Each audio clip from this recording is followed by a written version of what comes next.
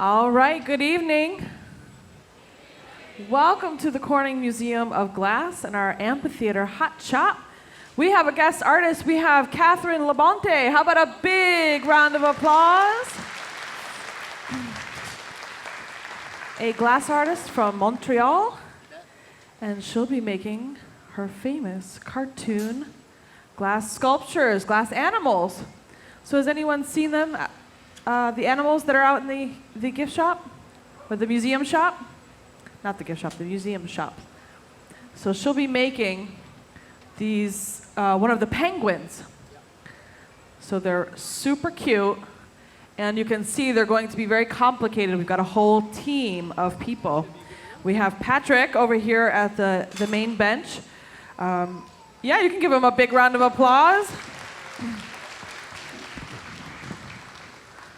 So Catherine is the lead, the designer, and the lead gaffer, and then everyone else is assistants. So Patrick is one of the assistants, but you might also recognize Patrick from a glass blowing show called Blown Away. Who's seen Blown Away? And how many of you recognize Patrick? Yeah. So we're happy to have him. And they also have another assistant. We have David over here.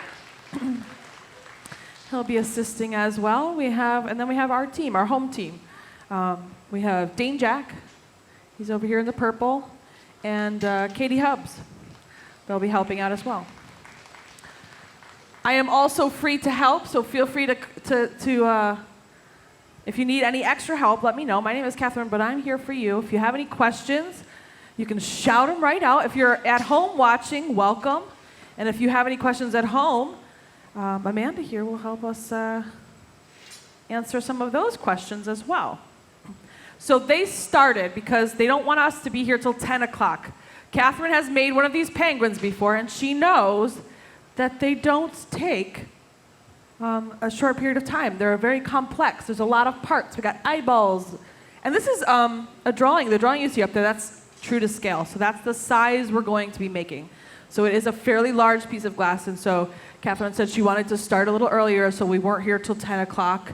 Some of you might appreciate that as well. I know our security will be very happy. Question? Yeah. The temperature of the furnace. Who can tell me what the temperature of the furnace is? 2,100 degrees Fahrenheit. You got it. You were at some of our shows today, right? Yep. I recognize you. So you've taken in the information. Now, 2,100 degrees Fahrenheit, that's about the same temperature as hot lava, yeah. So these are very extreme temperatures. The glass is very hot, and when the glass is at these temperatures, the glass moves a little like honey. It's very soft.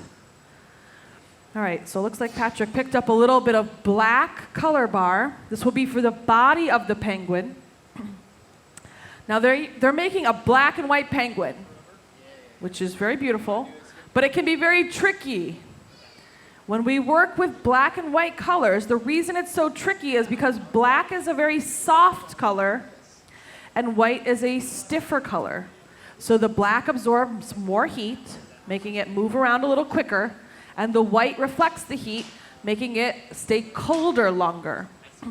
And so when you use black and white together in one piece and you blow and inflate a bubble, the black tends to get really loosey-goosey real quick, and that white tends to hold back, which makes making a black and white piece very difficult.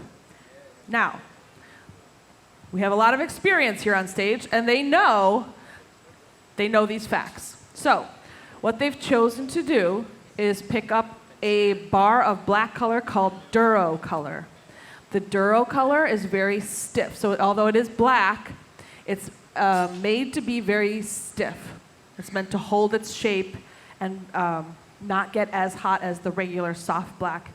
And so Patrick is heating that up, and that's what they'll be using. So they've taken this into consideration, and they know that the black is very stiff, so they're choosing to use the Duro black, which is a really great idea, especially because this penguin is going to be very large, and a large majority of the penguin is that black color.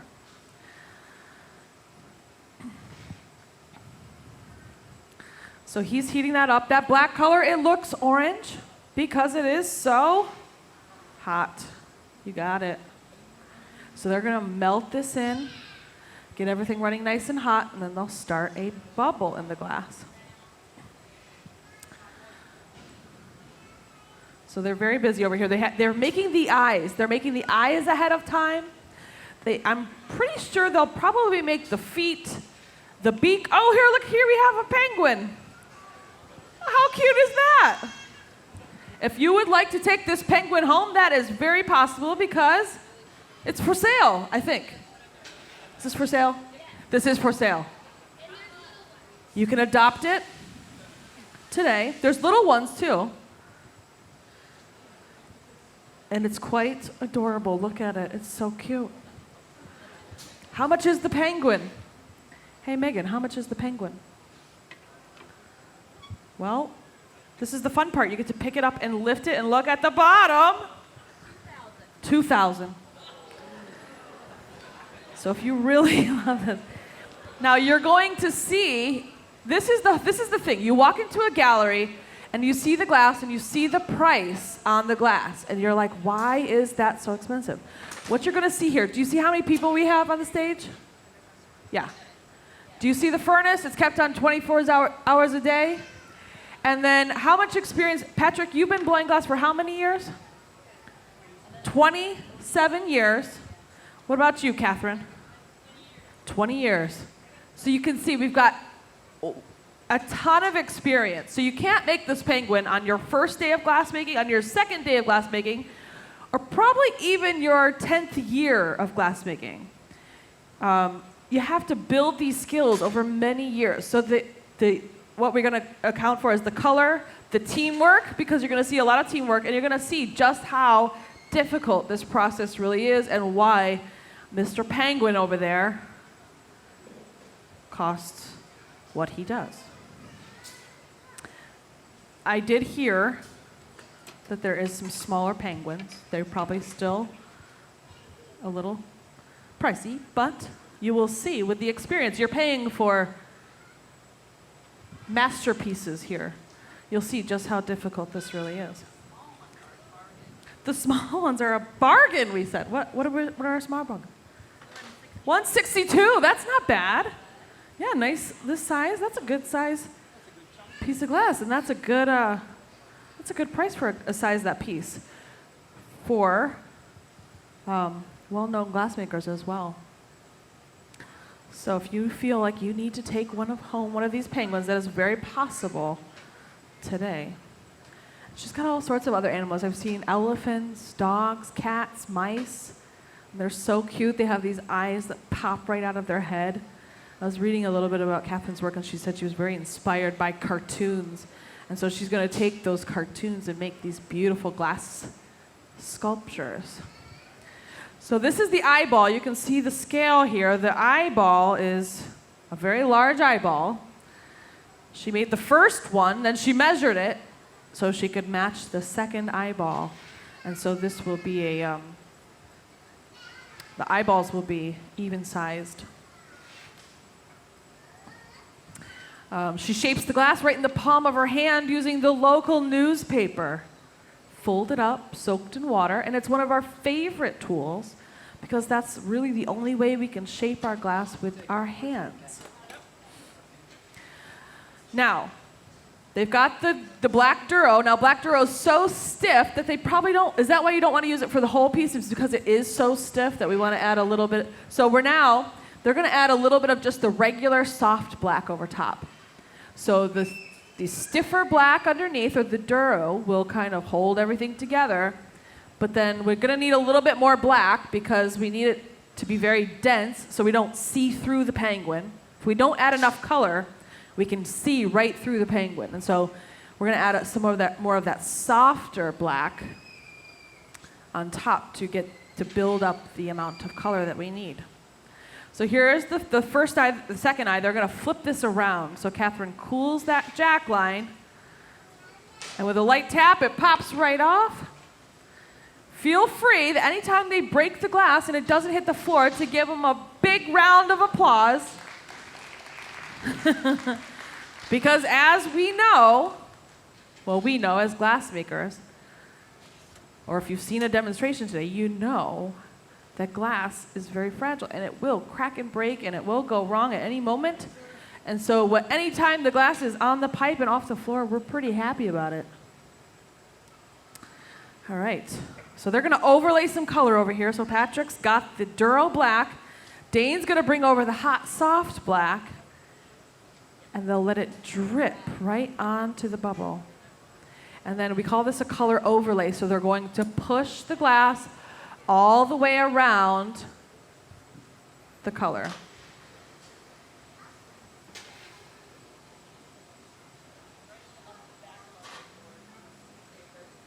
We're taking name suggestions. This is exciting. We're going to name the penguins tonight. So we are taking suggestions. You, earlier today, you were at the Bubblehead demonstration, right? So earlier today, we made a Bubblehead, which is our museum's kind of character that we make at a show at 11:30. And we made this crazy Bubblehead with 4 eyes and horns and 1 hair out of the top of its head, and it was really crazy looking. And one of our guests came up with an idea to name him or her, I forget, McFlurry de Dur. What a great name, right? So we already have someone in the crowd that's really good at naming characters. So we're going to take the suggestions, we're going to write them up on the board, and then Catherine is going to pick the name that she likes the best. Okay? So let's start off. Did you have a suggestion for the penguins? How many penguins are we naming? One, only one, the big one. The one she's making. We're gonna name, these already have names, obviously, because they exist already. Duh.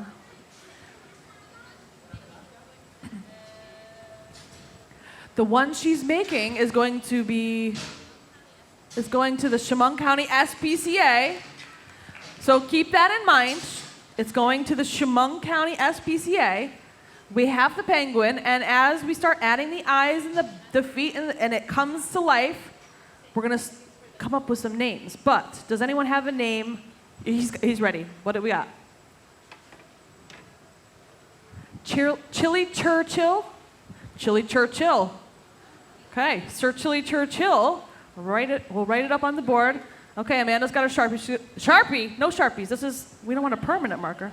Oh, you got paper. Okay, good. Thank you. Oh, whew.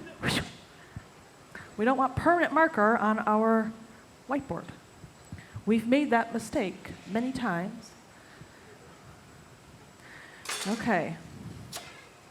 Ooh, we've got some orange color here. David's rolling through some orange color. Correction.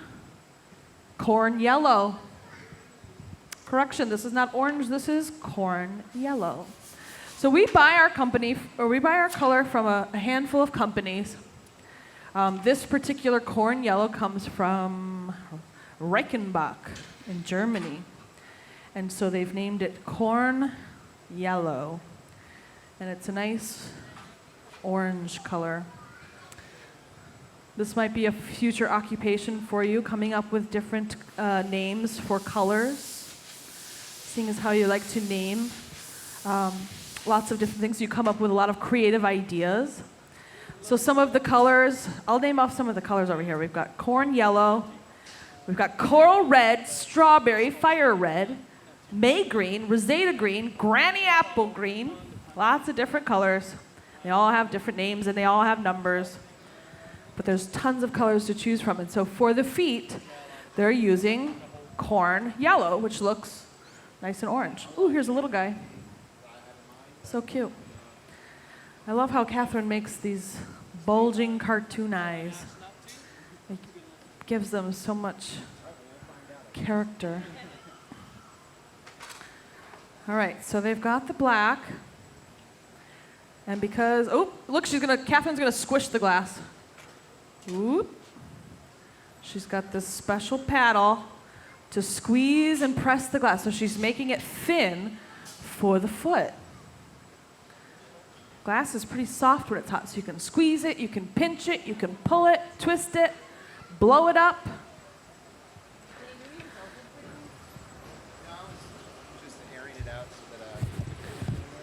We're taking measurements. We want this penguin to have the same size feet. We don't want them to walk around with a little foot and big foot. We want them to be somewhat matching. All right, so Patrick has gathered more clear glass over top of this. It looks like it's grown in size, but that's just the magnification properties of the thick clear glass. That's what makes paperweights so special. And I looked away for just a second, but it looks like Catherine's drawing on sort of like the tendons for the toes. I don't know if they're tendons or not, but on a penguin, but it's the thicker part of the penguin's foot. So I think there's 3 on the one, from the one I saw over there. There's 3. So David brings over this fresh, hot, clear glass, and watch how they just kind of drag that on there. So soupy, and it's really easy to cut through when it's hot. Did you ever think glass would move like that? It would become soupy and sticky? Yeah. So we always think of glass as a cold, hard, sharp material. But here, it's very hot, soft, gooey, and it's even a little sticky. It still can be very sharp, even when it's hot. But it is nice and soft. But it goes from a very soft, fluid, spongy material to a material that's quite cold. And cold to us would be somewhere around 1,000 degrees. So if we ever let that glass get too cold, it would be right around 1,000 degrees, and that's when it becomes susceptible to cracking from the cold air. So look at, there we go. I got the nice little foot there. So what we're doing is we're doing all the prep work. This is going to be the body, or maybe this might be the fins. I'm not sure. The arms. Let's see how they did this. It looks like they may have cut the bubble. Yeah, they just kind of pull it out of the bubble. So the arms or the wings will come out of the bubble, so they won't be separate bits. So when you make a complex sculpture like this, you have to do a lot of the work ahead of time, or you have to have a very large team so that you're not working all day long on one piece. You can see it's going to become pretty crazy once we start putting everything together, and it helps to have a big team, which I think is one of the most fun things about glassmaking. It's not something you go off and you do alone usually. It involves a team, and the team works together, and this team looks like it's going to work very well together because everything's happening. And everything's going really smooth. All right.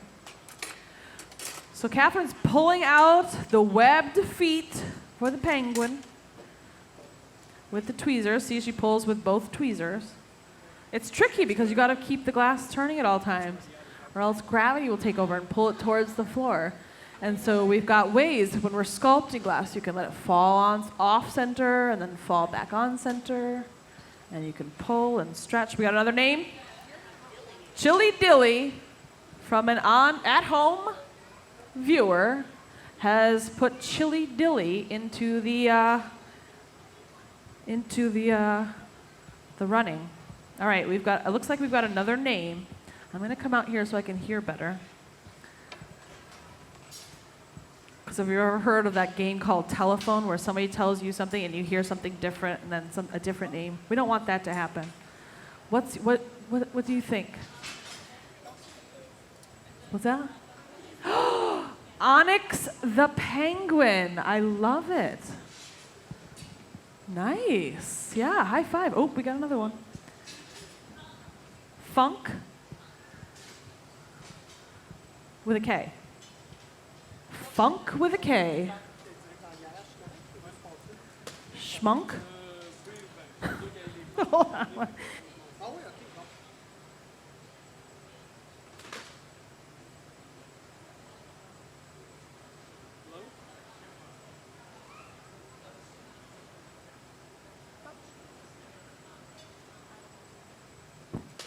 Okay, so it's not just funk, it's funk from Chemung.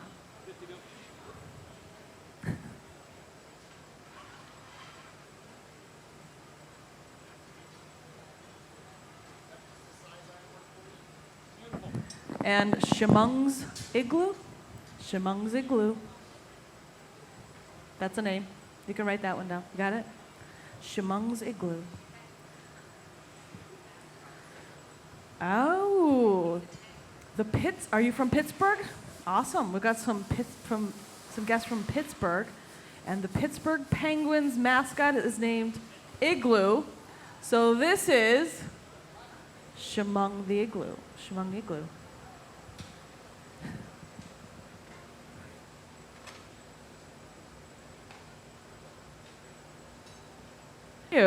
We're getting some helpful hints as well. If we use Sharpie on the whiteboard, we can use Lysol to get it off. Thank you. That helps. Yeah, awesome.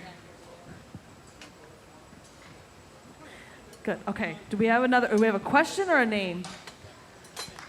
A name. Yeah, you can give him a round of applause. One more name over here. Oh, someone has had too much squash this summer. We have a name, Butternut Be Squash. Do you have a garden at home? Is all you're eating squash? Yeah, what's yours name? Flipper the Penguin. Awesome. Okay, we got another one over here. Yes?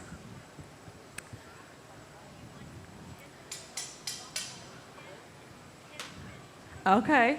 So because this penguin kind of looks like a bowling pin, we're going to try to name him Penguin. I love it. You got that, Amanda? Penguin. Okay, I'm ready.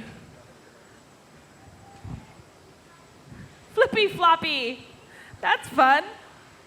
Flippy Floppy. Because the glass is flipping and flopping, right? I love it. Okay. Yep. Irwin. Very simple. Very Chemung Valley. I love it. Irwin. Who's local? Are you guys local? No. Did you know that there's a town nearby called Irwin? Well, there you go. It's very fitting. Yeah?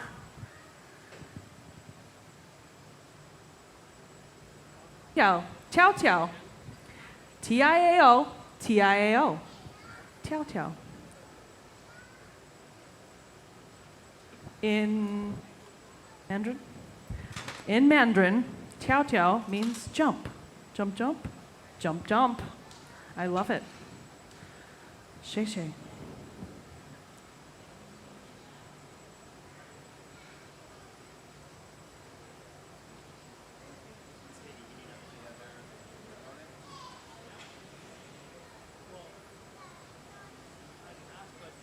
So we've had a question. So they're making all these parts. They made the eyeballs, they're making fins. And how are we going to keep these hot while we're still working on the body? So there's a little oven over there. Can you see where Katie is? And that oven is called a garage. So see how she's going in and out of the garage? We park it in the garage and it stays hot until we're ready to use it. And I don't know if this is why they called it a garage, but if you look at the front, there's two little openings. It kind of looks like a garage. The temperature in the garage is probably around 1,050 degrees. We can change it, but I think it's running 1,050. There's a hotter side and a colder side because there's a burner on one side. So if we want to leave something in there for a long time, we'll put it on the colder side. And then when you want to take it out, you'll come over to the hotter side. Because if you come out and it's too cold and you go into the 2,000 degree heat, it'll crack and explode. That's right. You're welcome. Yeah. Question? There is not a camera inside the oven. Yeah, but there is a special window in the back of the oven. And that window is made of a type of glass called fused silica. So it's pure silica. There's nothing else added to it. It was developed right here in Corning, New York in the 1930s. And it really had no use. They were trying to develop a glass that was close to quartz, which would have a very high melting temperature, and it's optically clear. And it really had no use until NASA came to Corning looking for a glass to use for the space shuttle's windshield. It's currently, or most recently, used in the optical fibers for fiber optics because it's optically clear, so it's the core of the optical fibers. Yeah, but fused silica. But yeah, there's a little window in the back of that oven. The camera sits right behind it. But it's a really unique view into the glassmaker's oven. Yeah. You have a name suggestion. Gotcha. Okay. Mm-hmm. Okay. Catbird. Okay, I love it. So because her name is Catherine or Cat, and because it's a bird, Catbird. And because it's going to the SPCA. Awesome. Catbird, we'll put it on the list. Who's got another name for me? Yeah. I don't trust the caliper. I don't blame you. Lily? Luli. Newly with an N. Newly the pumpkin. Oh, pumpkin. I got pumpkins on the brain. I'm ready for fall. Newly the penguin. Nice. Okay, we've got more names. Yep. What's your name? Not your name. Okay, we've got 3 names. Amanda, are you ready? We've got 3 names. Okay, she's ready. Marty Feldman, Emperor Happy Feet, and Dax. Awesome. I love them all. Man, Catherine's going to need you guys all around every time she makes an animal because you've got so many great names. Okay. We're very eager over here. Derek. Love it. Yeah, he looks, well, we haven't seen him yet, but he kind of looks like a Derek. We saw his eyes. You can tell a lot by the eyes. Derek. Yes? Yep, you. Rico, the penguin from Madagascar. I love it. Rico. He does look like a Rico. All right, what did they do? I missed it. There's the other foot. Okay, we've got another name over here. What would you like this penguin's name to be?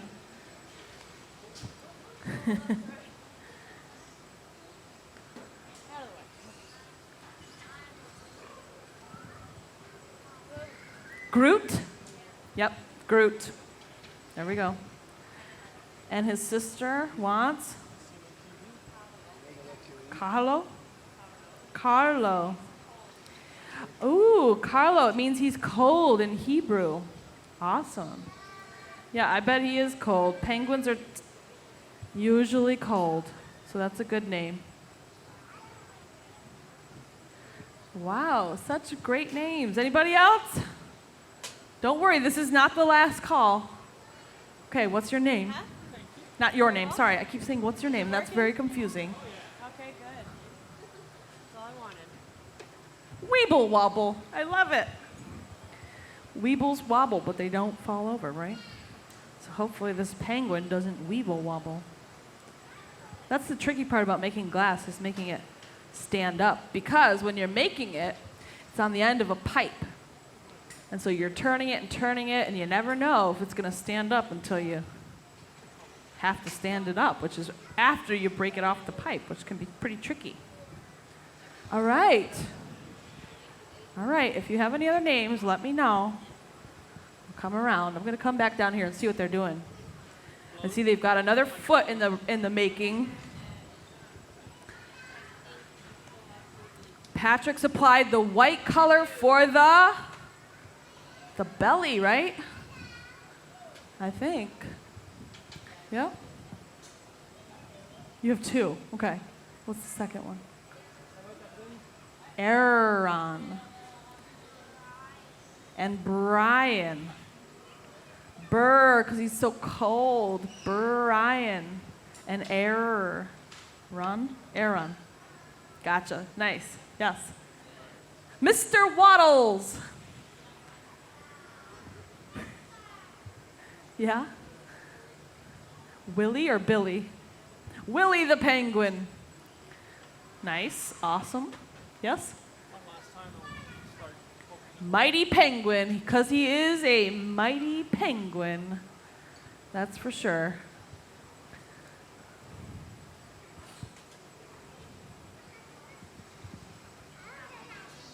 Captain? Just captain. That's okay. That's fine. I'm just checking. Captain, I like it. No.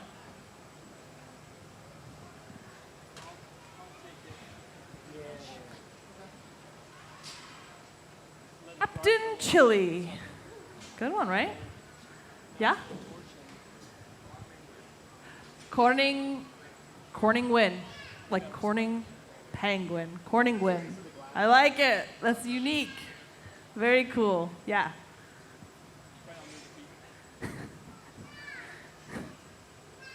Major what? Wiggle bottoms? Major wiggle bottoms. Very cool, very cool. Yeah? Perry. I like it. Yep. Perry's a good one. Amanda, are you writing all this down? Yes? William the Conqueror. Nice. $2,000 penguin. Very straightforward. No questions. I like it. Yes. Captain Seamog. Yeah, we call our museum Seamog. CMOG. That's actually our website too. CMOG, Corning Museum of Glass. CMOG.org is our website. If you're ever curious, if you want to look something up on the, yeah. Flippy floppy. I like it. Weeble wobble, flippy floppy. We've got flippy floppy too. Yes? Did you want a chance to name the penguin? You changed your mind? Yes? Icebreaker. Cool. Nice. Well, that's kind of tricky because glass is really breakable, and so calling them icebreakers, that can be tricky. Yeah? Oh, cute, cute. He's so cute. You could call him cute, cute. Yeah? Glass breaker. No. See, this is tricky because there's like this magical thing that happens in a hot shop. And because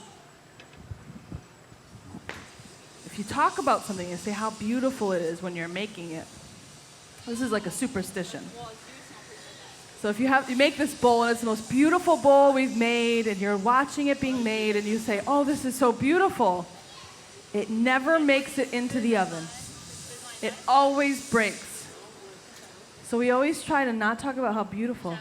So let's see if we call this penguin Glass Breaker. We'll see what happens. But I have no doubt that they are not going to break this penguin. So hopefully the penguin is the glass breaker and not the team, right? Yeah, let's hope. Cross your fingers. Yes. The Penguin King. Love it. You have a question? Good. Yep. Correct. Yeah, so glass only sticks to other hot things. So you see that kind of pipe warmer there that has all the pipes sticking out of it, and it's glowing sort of a cherry red? So when we want to put the pipes in there to keep them, we keep them in there, and it just keeps the end nice and hot. Oh, look, Patrick just kind of dug a little hole in the side there. Do you know what he's doing? Yeah, I'll get it. You know what he's doing? What? I think he's going to flip the whole thing around. He's going to reverse the axis. So right now, the white is on the tip there, and they need that to be on the belly of the penguin. So they're going to change the way it's oriented by, see, Dane's got another pipe with a collar on it. They're going to stick the collar to that, Here we go. Watch this. They stick it on right over the hole. He'll break it free, and now we've flipped the axis. So the white will now be on the side or the belly. Pretty cool, right? Watch this. There we go. Nice. Reversing the axis, we call it, because we're reversing the axis. You have a name? Jelly Magellan, like Magellan the penguins. Love it. Yes? Wobblo. Very simple. Tasteful. Yes? One more. Bobby. Cute. Bobby and Bobber. Oh, the little one could be Bobber.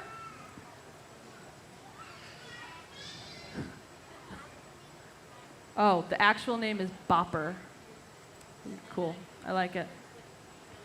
Bopper. But you accidentally said Bobby. So that's totally okay, because it's kind of nerve-wracking.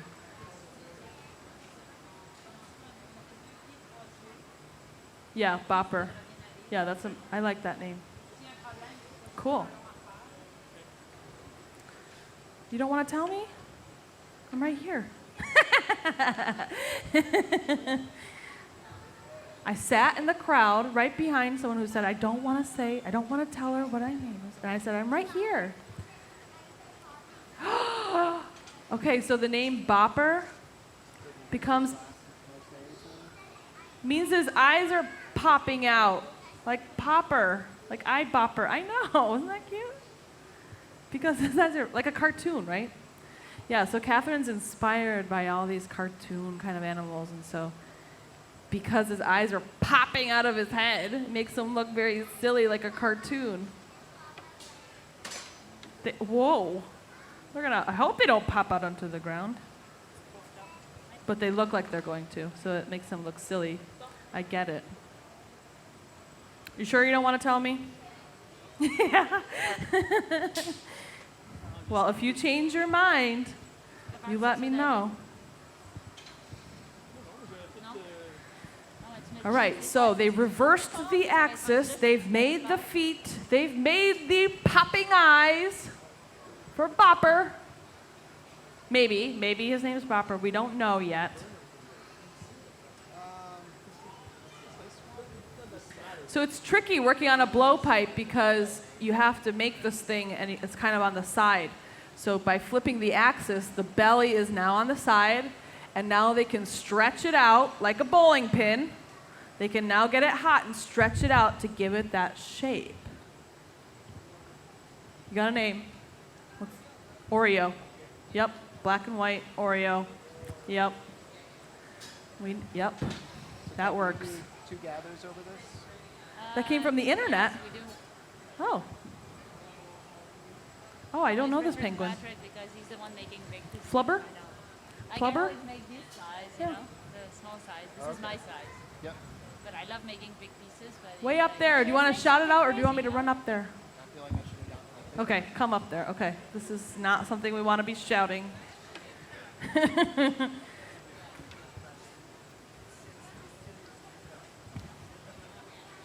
All right, so now Patrick is shaping the glass in the palm of his hand, and Catherine's ready to blow.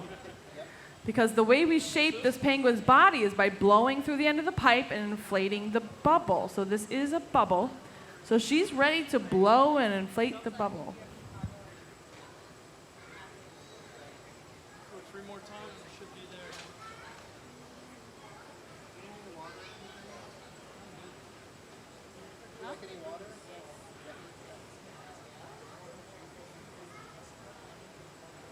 Oh, cool. Opus the penguin. Because it's kind of cartoony, and this is an old cartoon. Opus the penguin. Nice. So that's another option. We've got options. We're not short. That's Opus. Oh, he's so cute. Nice. I love it.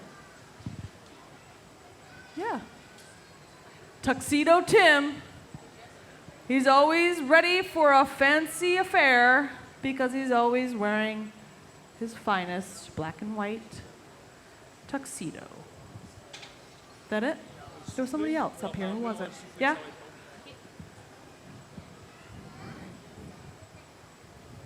Penguin McPenguin. Yep. Finland. I like it. We have a glass blower who's here for the summer with us. Yusi. Yusi, if you're at home watching, because I don't see you here. I was thinking about that before I was on. Yusi is from Finland, so I know which name Yusi would pick. The name Finland. Would you call him Finn for short? Because he also has fins? Yeah, maybe. Oh, you called him Finland because of his fins. You are not from Finland, okay? You're from New York. Whereabouts in New York? Rochester. I think I know this because you were at my Don't Try This at Home show, and you asked me, I went to Rochester Institute of Technology, and you asked me what was my favorite thing about Rochester. I remember this. Actually, what? Yep, Un nombril. that's right. Ok, regarde. Yeah. Ça le détwister un peu, puis Tuxamillion. Tuxamillion. That's our next suggestion. Tuxamillion. Catherine is going to have a really hard time picking from these names because there's a lot. All right, what are they doing down there? They're marvering the glass. This table, this steel table, is called a marver.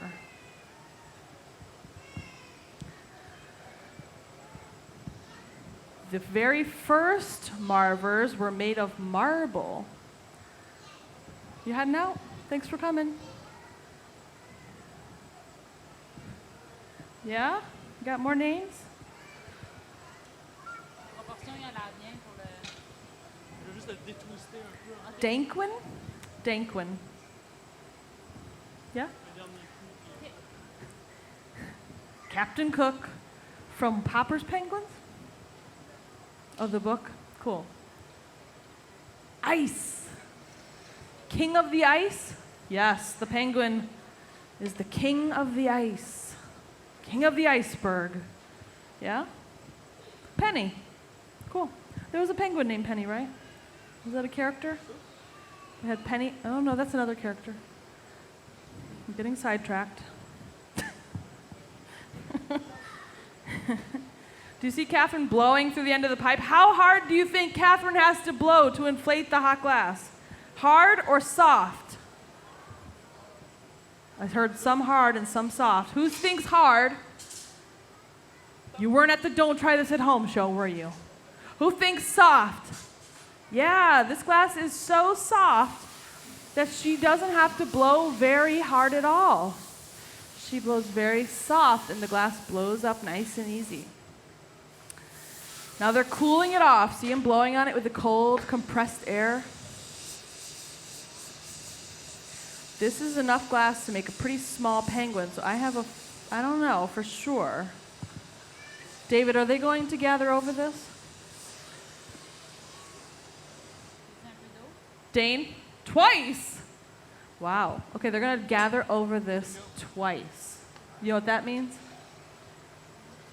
It means get ready because this is going to get pretty heavy and pretty big. à mesure. So watch this. So Dane's going to make sure they have wooden blocks big enough to shape the hot glass. I'm glad we got all that name business out of the way because this is going to get pretty exciting here and things are going to start happening pretty quick and get real serious. I mean real serious. They're going to gather twice on this. That means a lot more glass. I think this is going to be the last call. So if somebody's sitting on a name that they just have to shout out, we're going to take 3 more. Okay. SPCA, Sir Penguin Cares a Lot. I love it. I love it. Yes? Kevin. Kevin. The what? From 3, 2, 1 Penguins. I don't know this, but. Carnelian? Carnelian. Dr. Poutine? Like the Canadian snack? All right, well, they're from Montreal. Do you eat poutine in Montreal?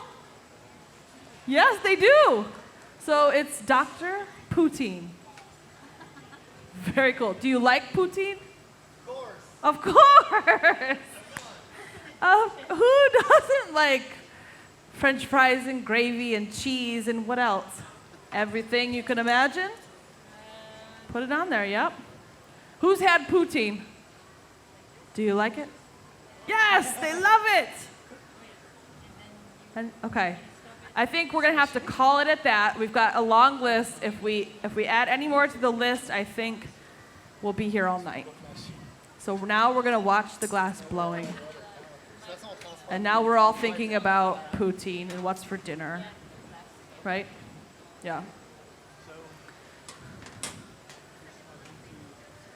Kevin? Kevin. Yep. That was the second to last Kevin. Yep.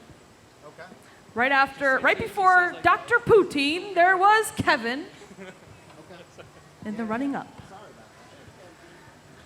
Are they going to blow it now? No, they're going to get more glass. Watch this. Okay, here he goes. Into the fiery furnace with the bubble. He's kind of just going to throw it in there. And then he's going to turn,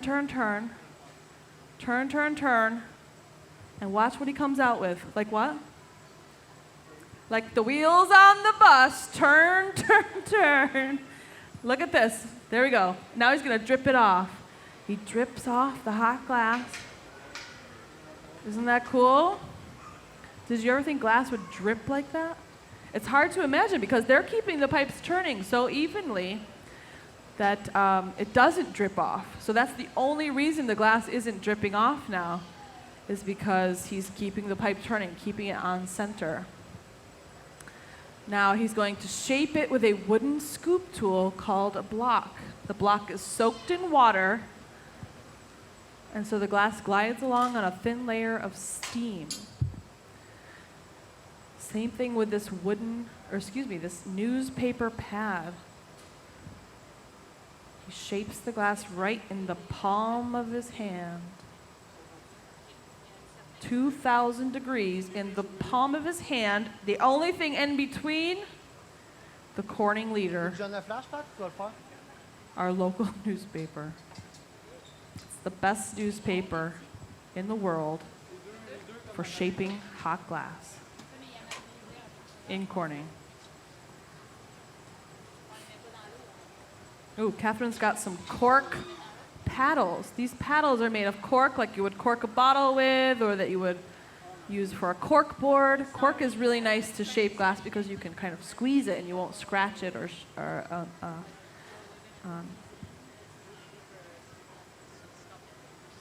distort it. You can just squeeze the glass into sort of a lollipop shape. So this will allow them to probably contour the wings. So there you go, shaping the glass with the newspaper, keeping the pipe turning, and David's ready to blow.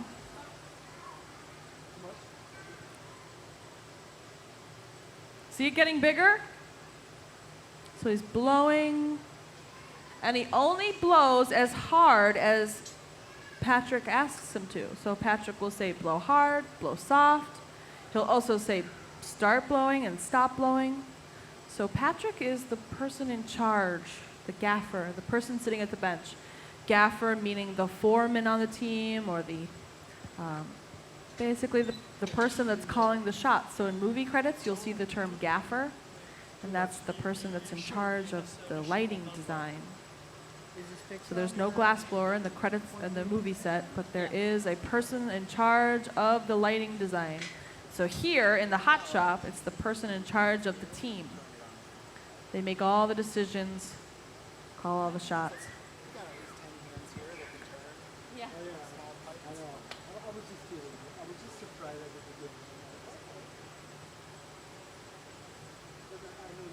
Okay, so we've got the penguin's body well underway. You notice that black color looks very red and orange. If we ever see this start to get really black looking, then we know that the glass is getting colder. Yep. So as he doesn't heat this, he's going to gather over this again. Can we play that furnace animation?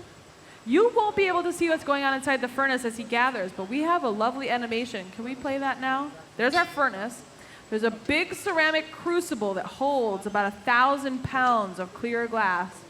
Patrick will go in, push the bubble below the surface, and turn, turn, turn, just like the wheels on the bus.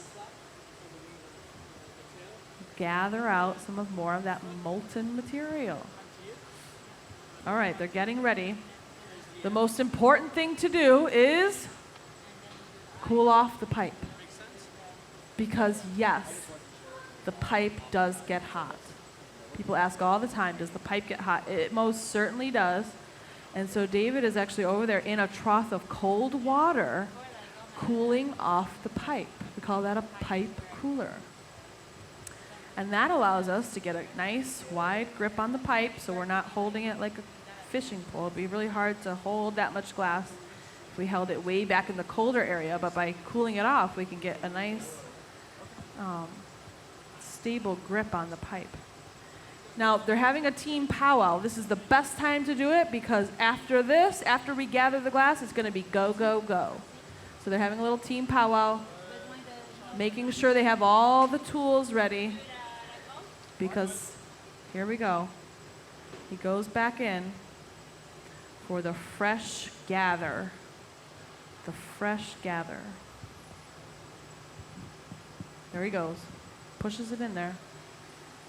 And he kind of turns against the wall. That allows him to gather up more glass. This is kind of like gathering honey out of the honey pot with a honey dipper.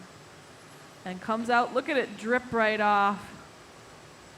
And when he's dripped off just the amount he wants to drip off, he brings it back up level. And what do you think? What do you think about that fresh gather? That's a lot of glass, I can tell you. It's pretty heavy. I can't tell you how heavy because I haven't touched it, but it looks heavy. And I know because he's holding it on the end of a pipe that it feels a lot heavier now than it will tomorrow when it's close to the body.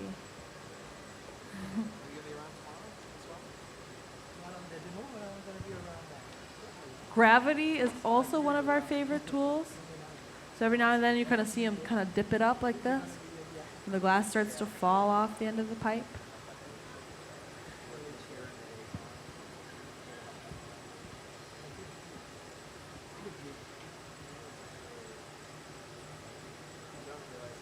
Shaping it right in the palm of his hand.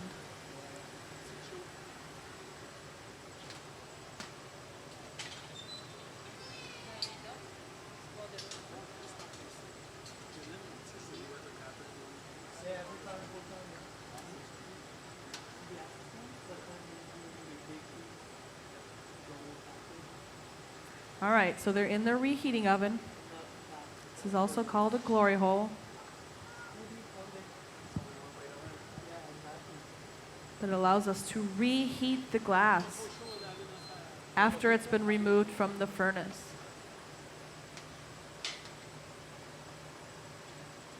Gravity, there we go, gravity, stretching it out.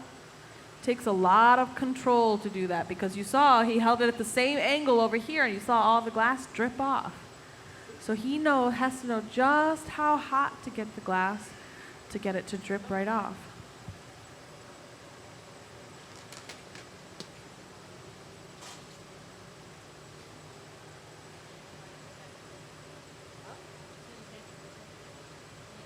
All right, so he's marvering the glass. Marvering does a couple things. It cools it off quite a bit because the metal table is cold. So the paper will shape and cool the glass, but it won't cool it as much as the cold metal table.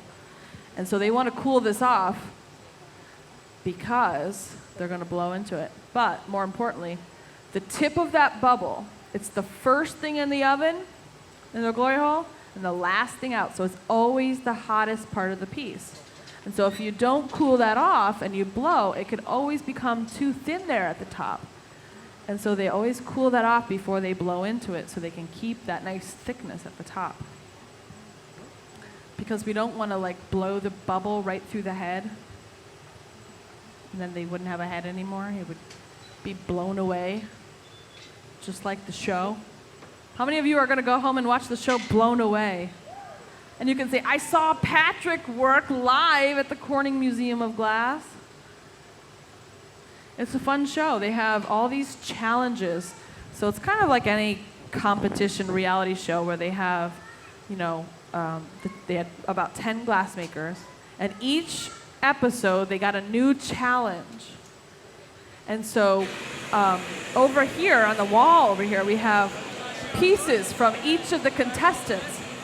So Patrick's piece, I believe, was the one from the challenge where the guest judge was the sommelier.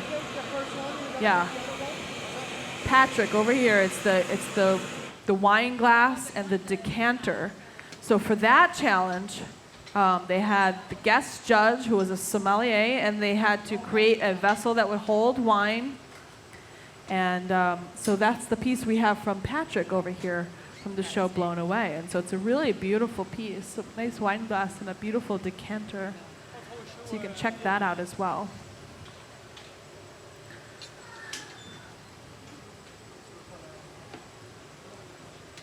All right, so they'll take a set of steel tools called jacks.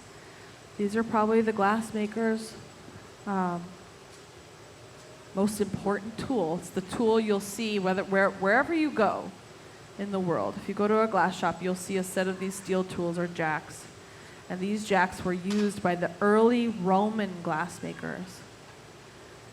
They were dug out of old glassmaking sites in Mesopotamia, and so those tools were always the glassmaker's most important tool.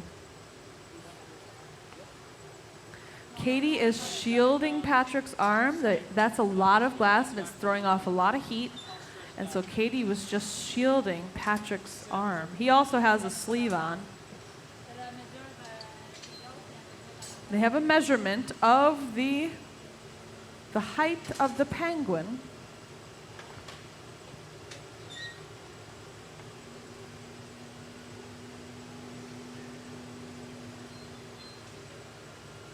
All right, Dane's getting that nice and hot. Using gravity again. Now you can see how this penguin gets all of its height from using heat and gravity. And that jack line is so important because that's how we're going to break the glass off of the blowpipe. Here we go again. Katie's shielding. Patrick is papering and turning. Dane is helping out on the backup turn, and David is blowing and inflating the bubble. And Catherine's here ready and waiting to help them out. So this is her piece, but not all glass artists are able to, or want to lift this much material. This is really hard on the body, and so if you're not used to working large like this, it's nice to have somebody else do the heavy lifting for you. And so for the smaller pieces, I'm sure she's at the bench, but for this piece, she's kind of guiding the team along. So they've got the measurement. This is how tall they want this penguin to be. And so they've got the caliper readings. Because you can go from a drawing, but it's most important to, it's hard to tell once you have it out in the end of the pipe. Okay. And then right back into the heat. Any questions so far? Are we doing good? Doing all right? Yeah? Yeah, so why are they not wearing any gloves? You see them wearing some sleeves on their arms, but no gloves. Now, although it would be very nice to wear gloves, it would be also very difficult. So it would be like trying to type an email or play the piano or play the guitar with gloves on. It would be really difficult to turn the pipe, to use the tools. And so we don't really need to wear gloves too much. Every now and then you'll see them wearing gloves. But for the most part, we don't really need to wear gloves. And if you go anywhere around the world, you don't see glassmakers wearing gloves. But it seems like the obvious choice. Yeah, but we don't wear gloves. Yep. Question? Yeah. Je vais juste, on va tourner, je vais juste annealer and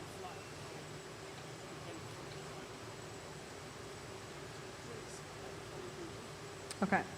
So 2 questions. With the torches, where does the gas come from? We have a gas cart, and we have propane. On the other side of that gas cart, there's a valve for propane and natural gas, and then air, oxygen, or we have the compressed air coming out of the cart as well. So for the big fluffy torch, yeah, so they're getting that nice and hot. And now they're going to start to kind of give this penguin a little shape.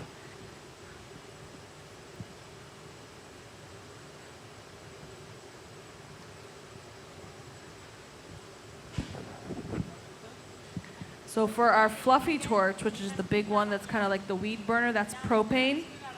And then for the torch you see them light every now and then, that's kind of the one that is burning blue. That one is natural gas and oxygen. So this one's propane, and then this hot torch, which he's going to light here in a second, that is the natural gas and oxygen. So it burns at a much hotter flame. There we go. There it is. So that torch runs around 3,000, 4,000 degrees. And that will allow him to spot heat certain areas. So see, he's going to start to heat up the areas, maybe for the wings. He's going to start to heat up those lines and carve into the bubble. So they're going, now they can't keep it turning because they want to focus on 2 spots. So now they're going to start to kind of do this flip back and forth. Let it fall off center, let it fall on center, and work on the wings. And then the second question is, where do we get our color? So there's a couple companies that we buy from, and we buy from Gaffer Glass, and they make color. We buy from Hot Glass Color. We buy from Olympic Color. But the companies are Reichenbach in Germany, and Gaffer Glass, they make their own color. So you can buy all the different colors from the different companies, and they're very good at getting the recipes down and making sure that they're compatible with all the different colors and all the different types of glass that people use. Yep. So it's like baking a cake. You might be the chef, you might be the person baking the cake, but you're probably not the person making the flour, making the sugar, doing all that. So you buy the ingredients from someone else.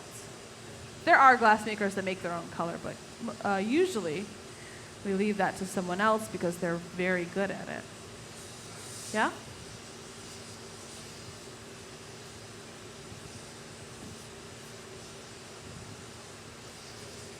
The sticks, the sticks for the prongs. These are forks, and so if we were going to make like a bowl or a vase, because we couldn't carry the bowl or vase into the oven, we can catch it with the forks while it's hot and load it into the oven. So for this penguin, we won't use the forks. We'll use gloves. We'll use Kevlar gloves to catch the penguin and put it in the oven. But if you're making like a bowl or a vase, this is a nice way because you can stick it in the oven without sticking your arms and face in. If you put the gloves on, you have to stick your arms and face into the oven. So the tongs are nice if you are making a vessel to stick it into the hot oven. Yeah?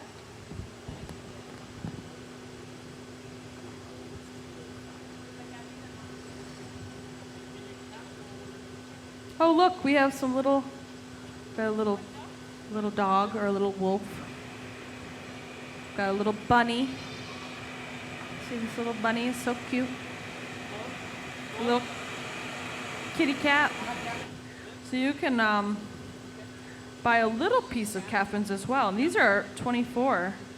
So you can adopt a little guy too. They're really cute.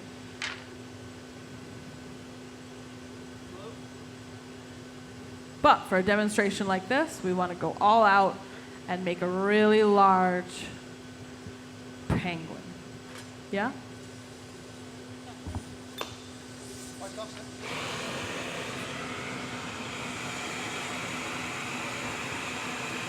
Yeah. So these are all molds. So the glass Catherine and Patrick and David are making today is freehand glass making. So it's off-hand glass making. There's no molds. They're not using any sort of molds to blow the glass and create the shapes. But like the vase over there and some of the pieces where you see they have these like thicker lines, like the vase I picked up with the forks, it has those thicker lines. We'll use some of these optic molds to get that texture. Yep. But for this one, it's just offhand glass blowing, just no molds, just shaping the glass freehand. Yep. So you can see we've already started to get the contour of the wings, maybe the shoulders, or oh, that's the bottom part of the wings. That's right. We're backwards in the oven. So now they're going to start to maybe pinch and pull out. Do you have a puntetto? Or is that? Yeah. So they might even use this this cold punty that Dane's made to not transfer the iron, but to stick to the glass and pull out the wing. So they want just a little bit of glass on the end of the the rod that is sticky but not hot.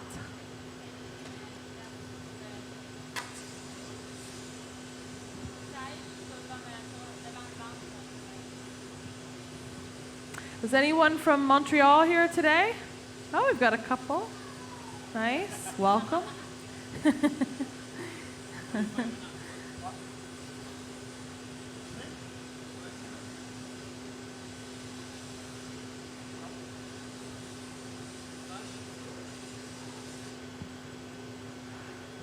And right back to the heat, so nothing gets too cold. So with this hand torch, this hot torch, they can heat certain areas and preheat those areas and then pull out the different areas.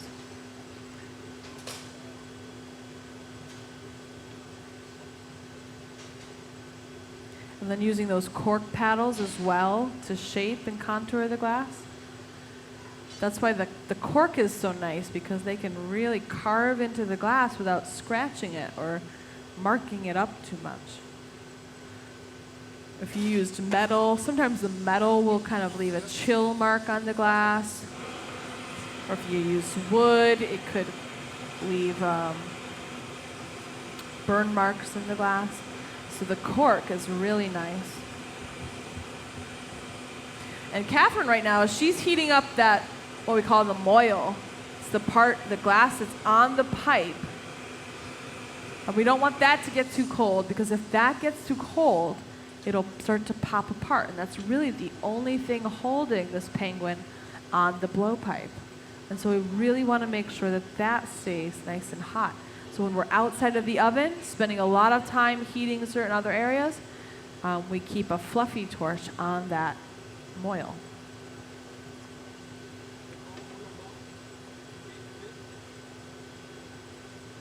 And a lot of the things we do, we learn from experience. So there's, many times where beginner glassmakers, they do work like this and they don't heat that moil, and the moil starts to pop and crack, and then you lose the piece. And so sometimes those cracks can shoot all the way down the bubble. And so you learn from either watching someone or someone telling you, but sometimes you have to learn from making the mistakes yourself.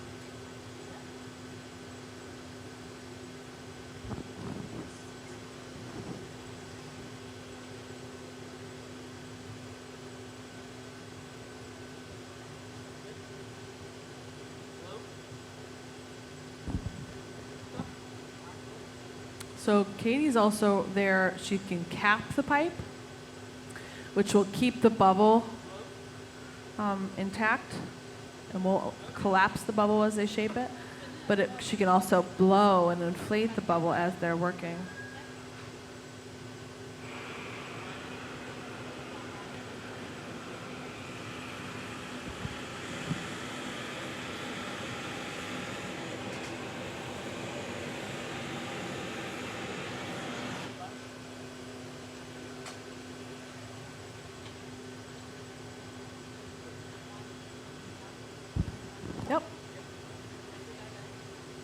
How heavy is that? Yeah, so the pipe itself probably weighs about 5 pounds, and the glass maybe about 10, 8 to 10 pounds.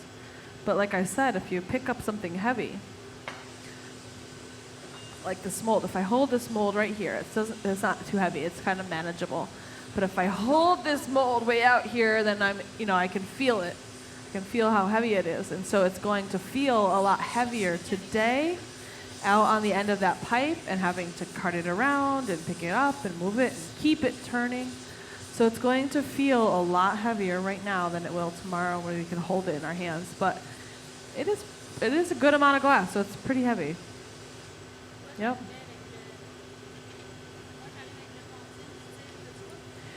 Right now it looks like they're talking about how they're going to pull out the tips of the wings.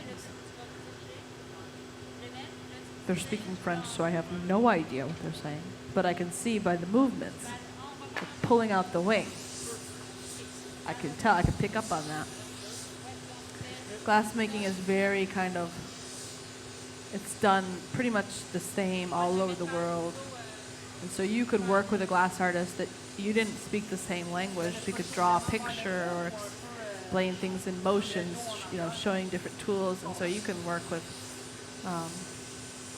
but the fact that I saw Dane walk by with a cold punty, and now Catherine's making this gesture, kind of like pulling up and out the tip of the wing here, kind of leads me to believe they're going to pull out the tip of this wing right here with that cold punty.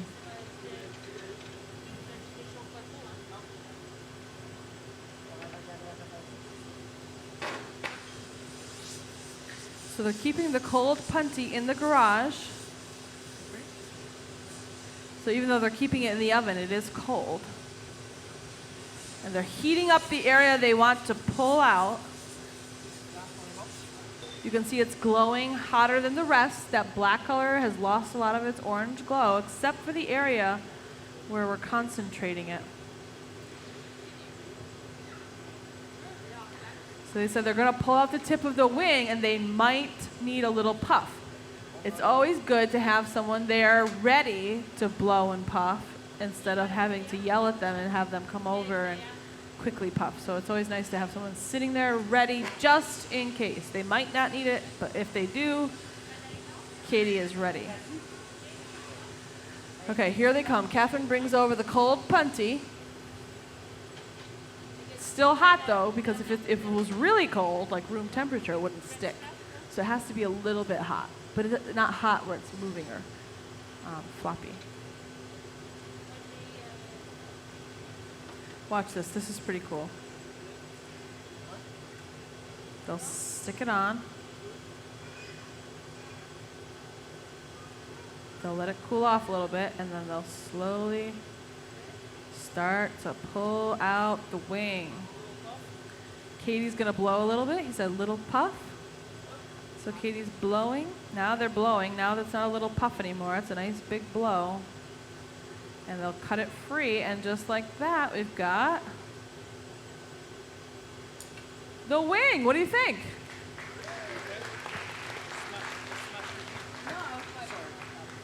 Don't do that again.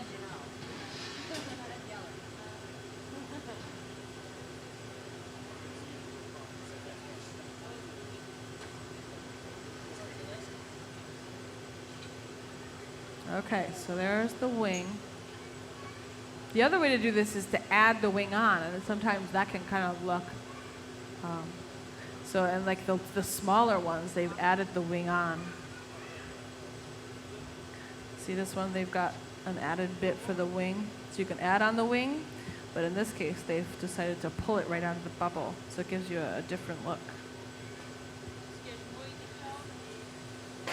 There is endless possibilities when it comes to glass, and we have a few exhibits currently that display that. We have the 35 centuries of glass, so you can walk through that 35 centuries of glass gallery and see what they were doing 4,000 years ago. There's a blue fish in there that was made, I think, 4,000 years ago, and it's amazing that they could have made something like that with wood-fired ovens and glass. You can go up in the Contemporary Art Design Wing and see the New Glass Now exhibit, which is an exhibit of 100 pieces from glass that artists have made now, like in our time, most recently. And so artists are using the glass in a lot of cool ways. And so you can go up to that exhibit and see some really neat things that people are doing with glass. Yeah, question? Yeah?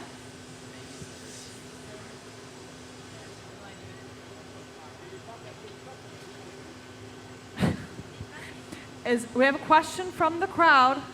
Is anyone on the team craving rotisserie chicken?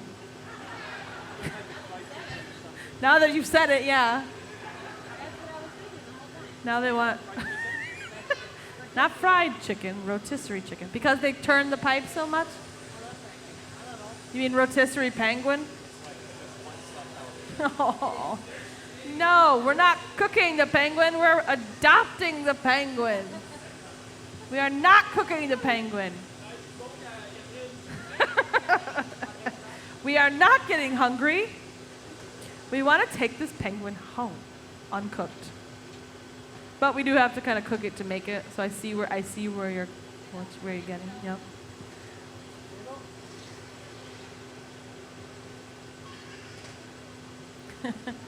I bet the whole team, anybody on the team could roast a really nice marshmallow. Perfectly evenly toasted all the way around. Not in this oven. On a campfire, of course. Yeah, unless you want a burnt marshmallow. All right, so they're stretching and pulling the wing out to match the first one. And then they cut it free with those diamond shears. Yeah! Awesome.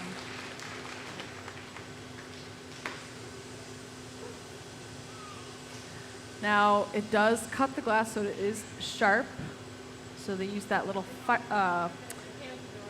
torch to fire polish the sharp cut edge.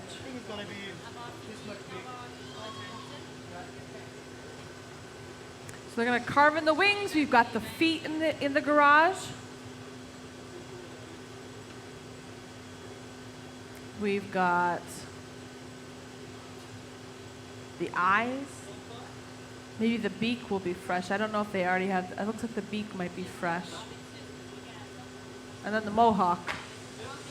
The orange mohawk.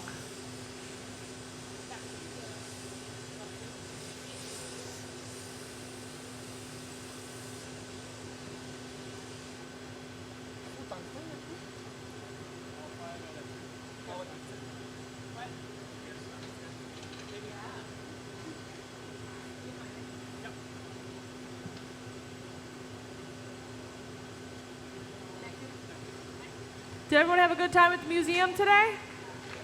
Awesome. We're happy to hear it.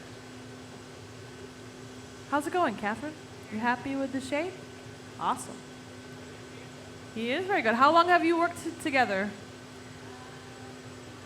15 years. Wow, yeah, you can tell. Everything happens so smooth and it works really well. Awesome. So Catherine was just saying that Patrick helps her with all the big pieces. So like I was saying earlier, some people are not, maybe you don't work with big glass every day.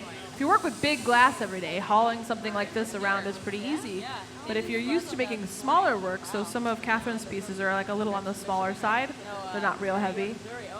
If you're not used to that, it's really difficult. So it's always nice to work with someone else who is more used to kind of pulling all that big glass around. So it's still Catherine's design, her ideas.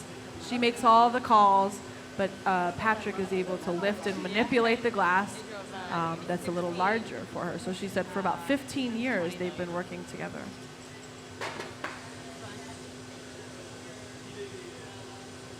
Oh, nice. Oh, cool. So David's her full-time assistant, and he's been working with Catherine for about 6 years.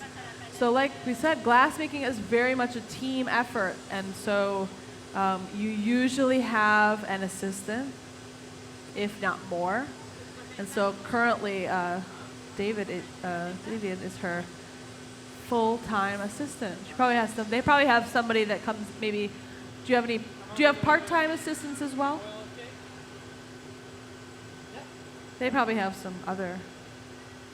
What's your average team size when you work? 3? The 3 of you. Nice. So the 3 of them. So here we got a couple extra people there. They're living large today. They got 5 assistants.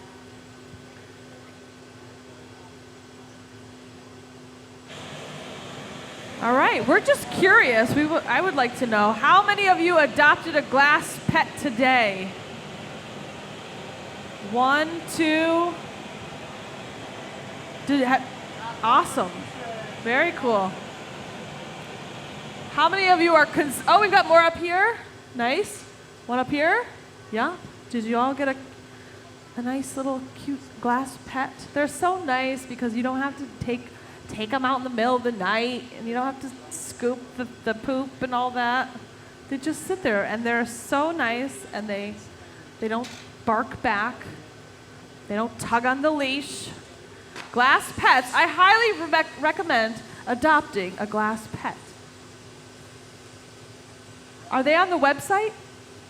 They are on the website for sale. So if you know someone at home that wants a pet without all the responsibility of a live pet, they don't have the time, they travel a lot maybe a glass pet would be a good recommendation or gift for that person. You could go to our website, which is cmog.org. Check out the shops. shops.cmog.org.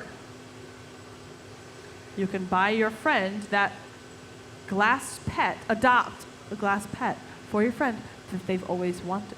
So, Christmas is coming up. Maybe a birthday. Maybe just I know you've always wanted a glass pet gift. You like the color purple, you like rabbits, dogs, cats, elephants, mice. Yeah, so mice are really cute, but do we want mice? No, but do we like glass mice? Yes. Works out.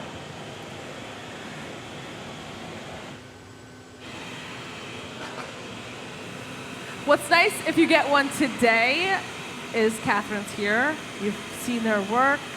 You can talk to the artist.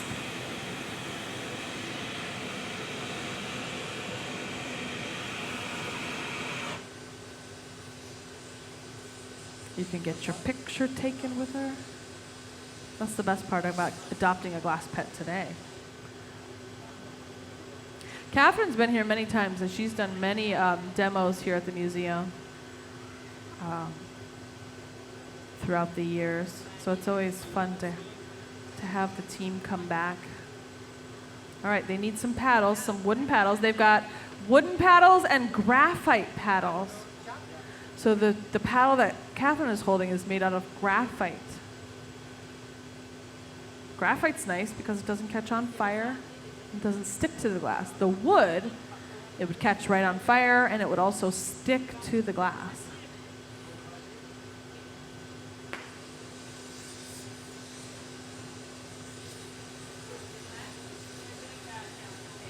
All right, so now it's time to pull out the tail in kind of the same way that they pulled out the arm. So Patrick's going to heat this up. Catherine's going to get that cold punty or the puntetto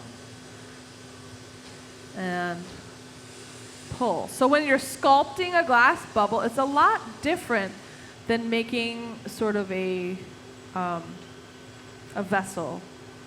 You know, there's not a lot of sculpting with that. And so when you're sculpting glass, there's all these little tricks. And every glass sculptor works a little differently. Some glass sculptors, like Martin Yanetsky, they sculpt from the inside. So he has these inside sculpting tools that he uses. So he creates a bubble and kind of pushes the glass out from the inside. Like this, you can stick that puntetto on there and pull it out.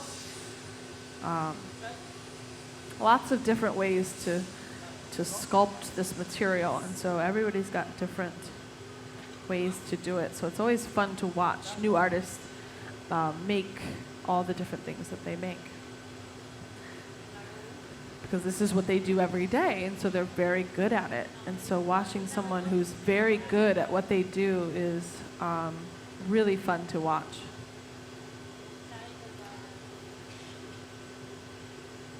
All right, so they stick that right on there. See how soft that bubble is? Katie's blowing, so you can see that the black part, that's where the bubble is. It starts to inflate and doesn't collapse. They're gonna pull and stretch this right out. That's the tail. Cute.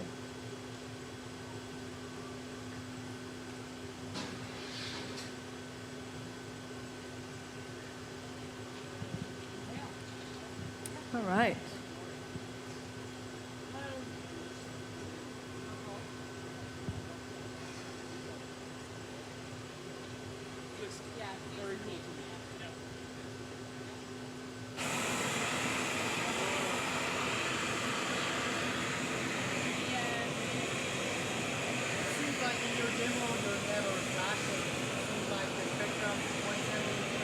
All right, so now they're going to transfer the glass off of the blowpipe and flip it around and work on the top, so the head. So they're heating up the top. That's where they're going to create a little thermal shock or stress. So they're going to break it right up there at the top. So it's always nice to put a little torch on that to break that free.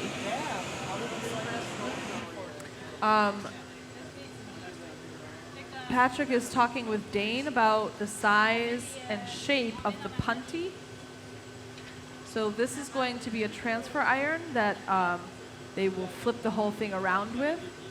And so it has to be a certain size, a certain shape. There's sculpture punties, there's dome punties. So it all depends on what you're making, what kind of punty you want.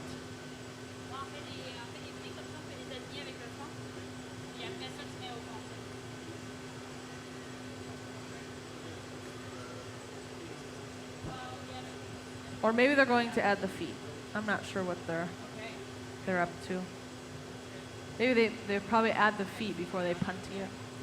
So Catherine's going to start to heat up the feet, pulling them out of the garage where they've been parked to keep warm.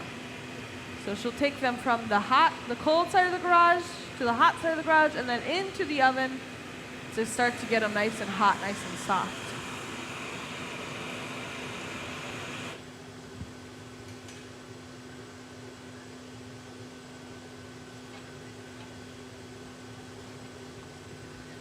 The whole while they're just keeping the body of the penguin nice and hot.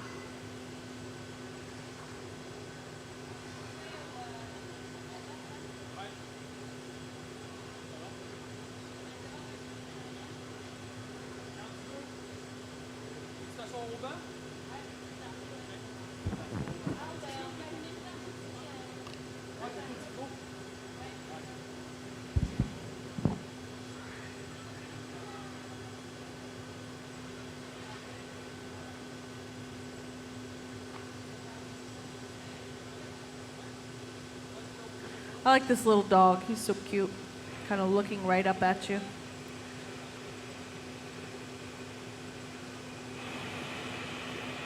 Got a bunny.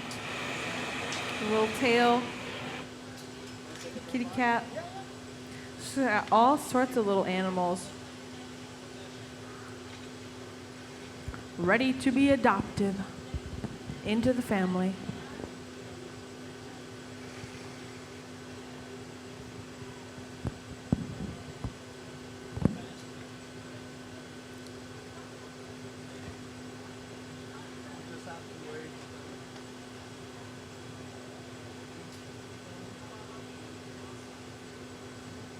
Still doing all right on questions? Yeah.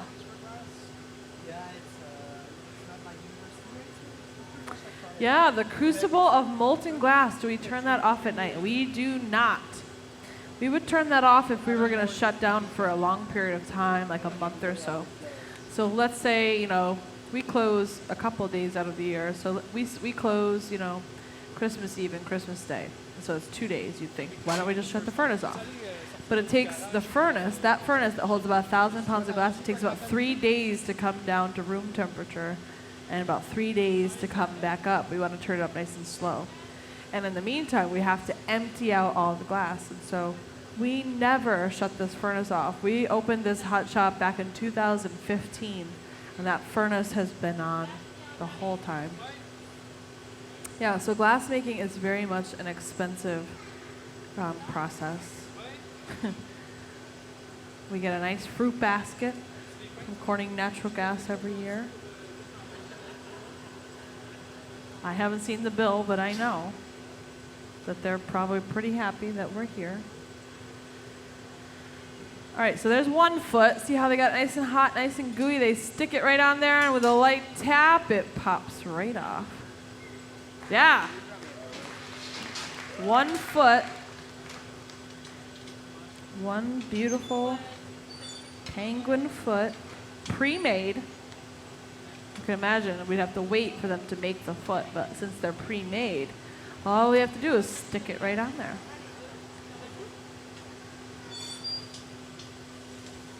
All right, so they've got 1 foot. She's going to just kind of make sure that that punty, they had the foot on a punty, and they broke it free, so it is a little sharp and jagged. So now she's going to fire polish where that punty scar was. Because who's ever broken glass before? Yep, you know it breaks in a sharp edge, right? But here it's nice because it's still hot, so all we have to do is fire polish the sharp edge. And it's softened and rounded out, so it's nice here in the hot shop. If we break glass, sometimes we can fix it easily. Other times, it's not so easy.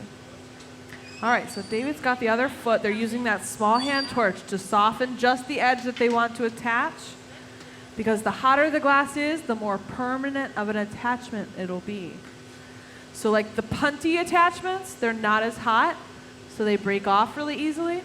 Whereas these attachments, we want these feet to stay on there forever. And so they'll heat that up quite a bit. Timing, temperature, and teamwork are all really important.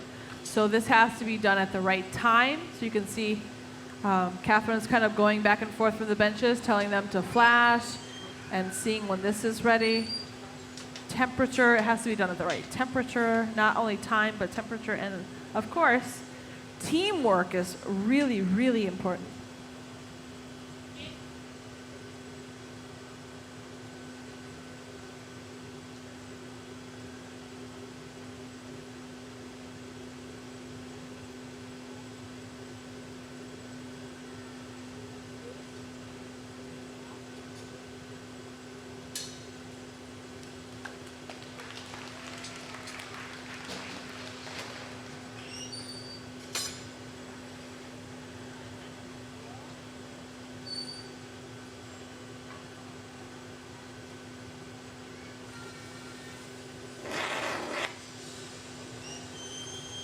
Right, 2 feet are on there. Again, she's going to soften the punty mark from where that broke free. And then we're going to punty the penguin, removing it from the blowpipe.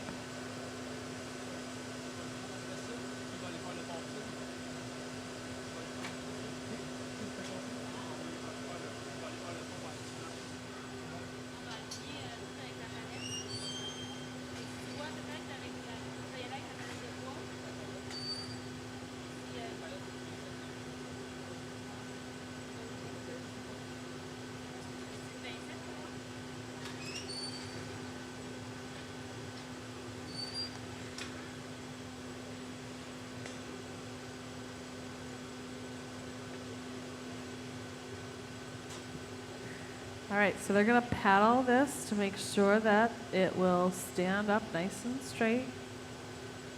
Making sure the feet aren't going to make it so it doesn't stand up straight.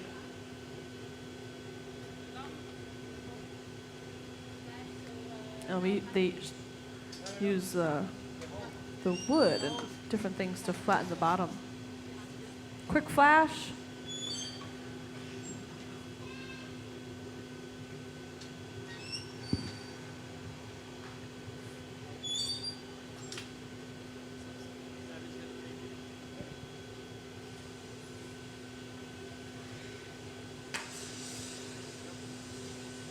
All right, now Dane's going to start the punty. So he picks a nice big pipe to hold the weight.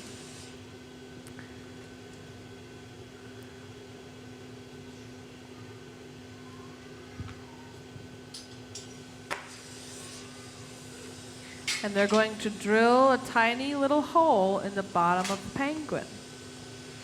So with a tungsten rod and a cordless drill, they will drill a tiny hole in the glass. See how it went all the way through? They'll open it up. So this is just going to allow air to escape because they're going to close off the top of the head. And so if they weren't to drill this hole and they keep the bubble on the punty and close off the top, every time they go in for a reheat, the air inside will expand and distort the bubble. And so this little hole in the bottom will allow them to close off the top and allow the air to escape freely. Now, saying that Dane can't make the punty on a solid rod, he has to make it on a blowpipe so that when they put the punty on there, the air can escape through the punty as well. All tricks that glass sculptors know and use.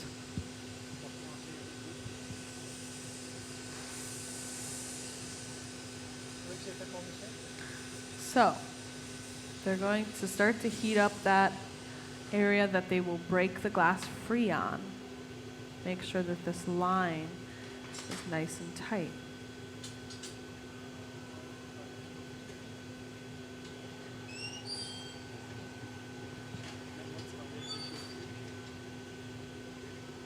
All the way into the oven. There you can see the little hole from the camera.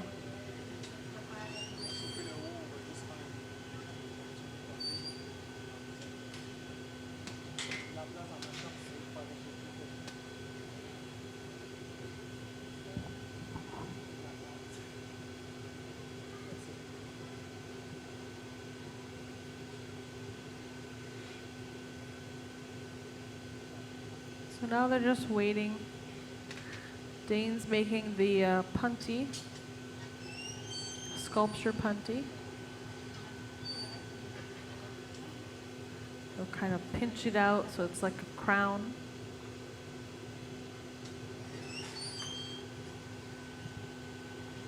And they don't want it to cover the hole, so he's made it sort of like a ring punty. So it'll fit on the bottom in a ring over the hole, allowing the air to escape freely. There's a good shot. The whole team up on the big screen.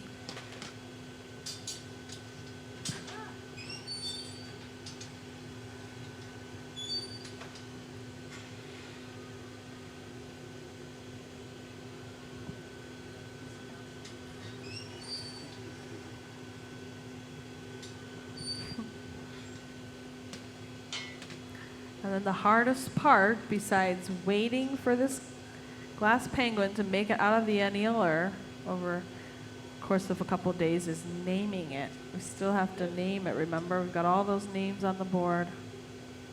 All right, so Dane sticks that on there. And I don't know if that will happen tonight or it might happen in a couple of days. I'm not sure. So they'll cut in this little line.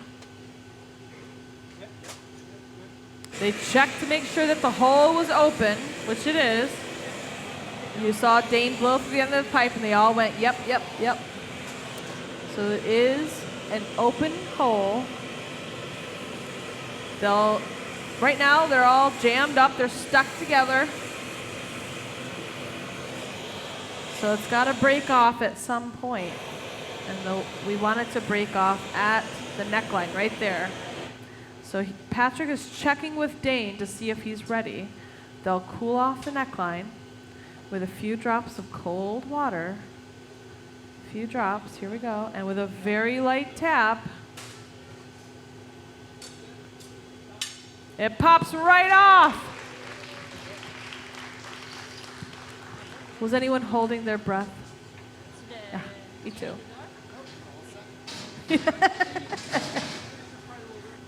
Yeah, Dane was a little surprised. He wasn't expecting the tink so soon.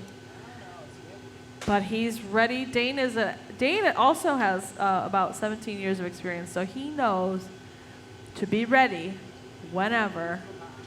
And he's caught many things on a punty. Yeah. So Dane said it's better. It's too hot than too cold, right?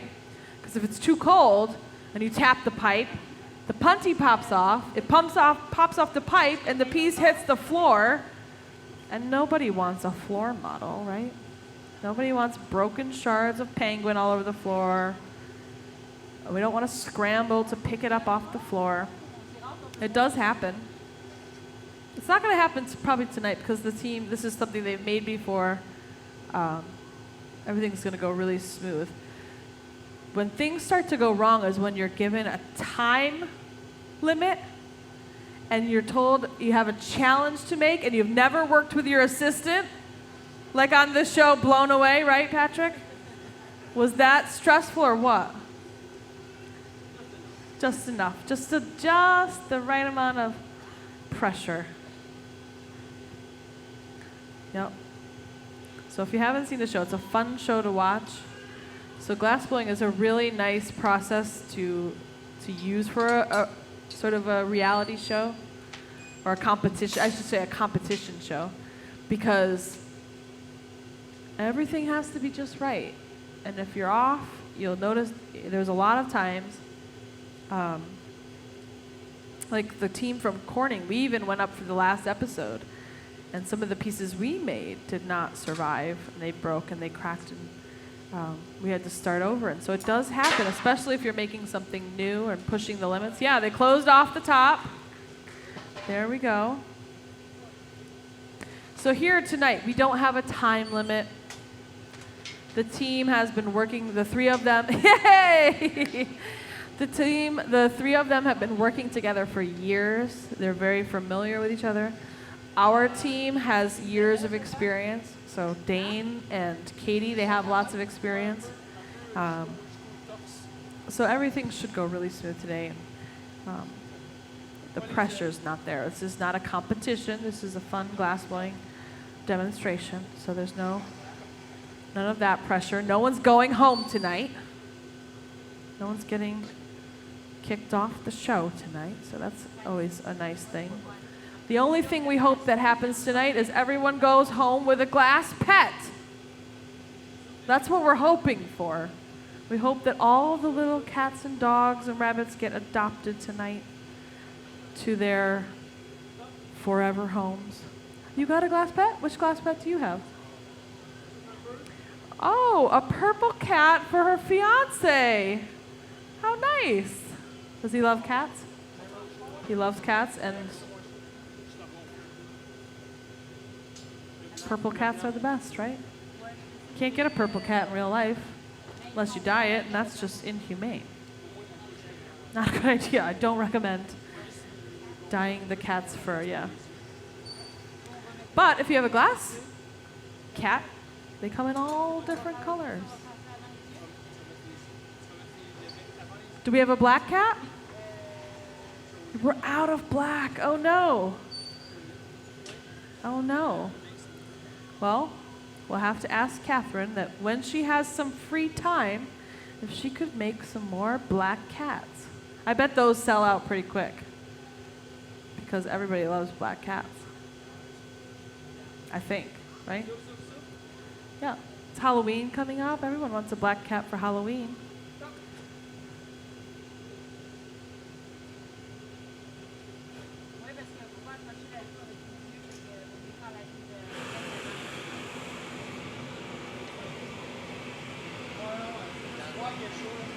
All right, so they're keeping those feet warm.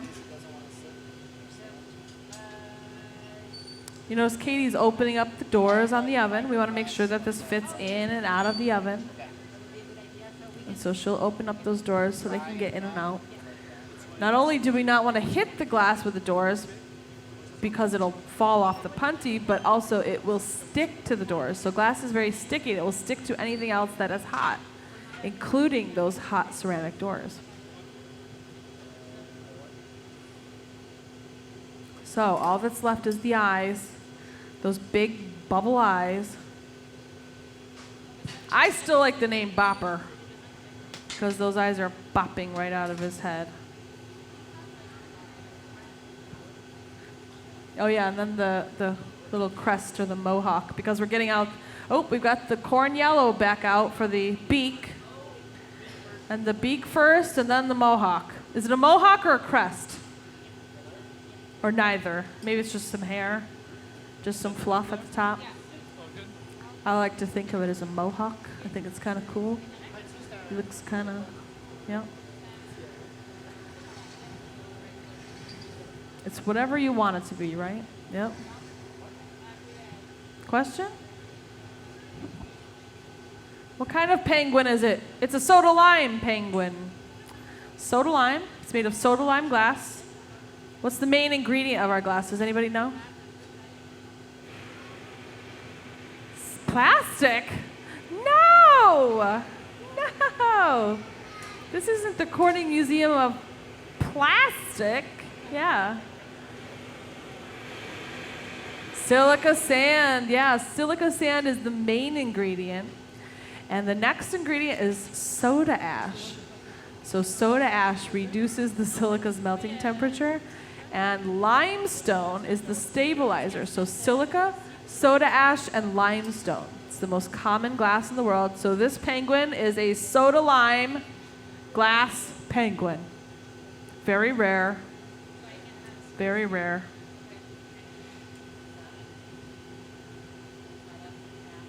All right, so David's applying that corn yellow for the beak. A few good coats. We don't want it to be too thin. We want a couple good, nice coats of that nice corn yellow. Looks orange now while it's hot, but it will be a nice orange color.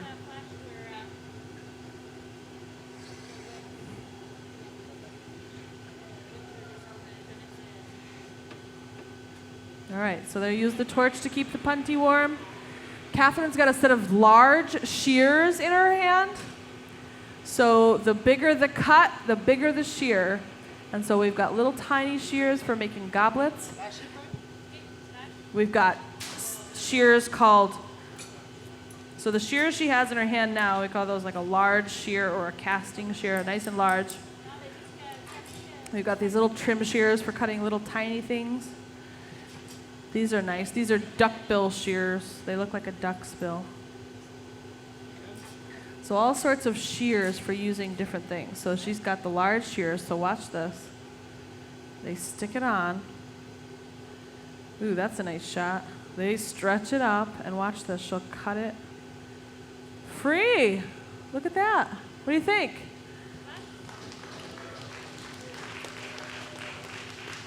Our penguin now has a beak. He can breathe, he can eat, he can talk.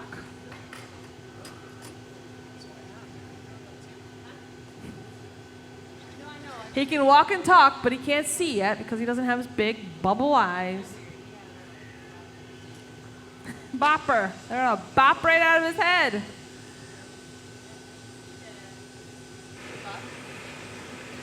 So when they cut it, it did leave a sharp edge, so they're gonna fire polish that sharp edge here with that small hand torch. The other torch just keeps everything nice and hot.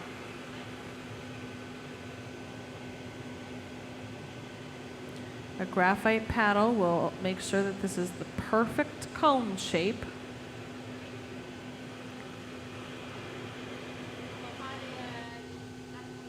So probably the areas that are most important to keep warm are the little thin areas that the wings and the tail are pulled out. They're much smaller. They cool down much quicker than the rest of the piece. And so when the piece is out of the oven, they'll keep those nice and warm by using that fluffy torch.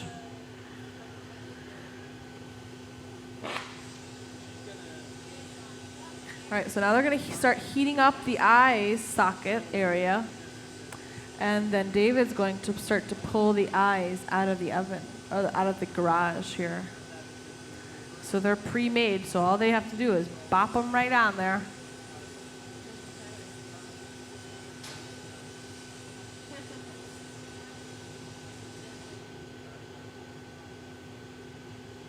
Here we are.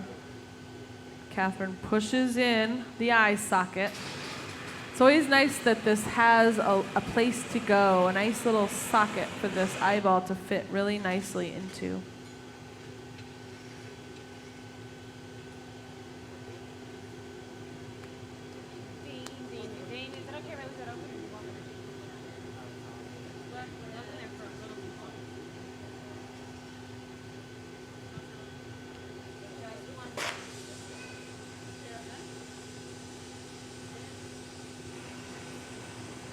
All right, she'll heat up the other side, and she'll use that tool called a tagliole, which has a rounded edge, to press in the eye socket.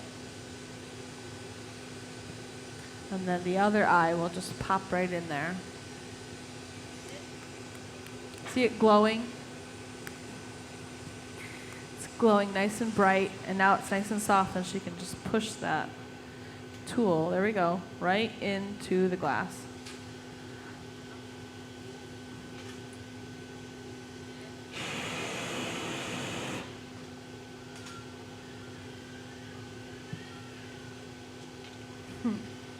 This penguin is coming to life right before our eyes. I think it's gonna look, it'll really come to life once we get the eyes on there. And then the final touch will be that little mohawk or crest. And then just like every piece of glass that was ever made this way, the glass has to slowly cool or over a period of time. And so for this piece, maybe about 24 hours is good. A slow cooling process because it is larger. It's got a lot of connections and different eyes and the feet. They're all a little different. So we'll put this on a longer cycle so it will, everything will cool nice and even. All right, David's heating up the back of the eye.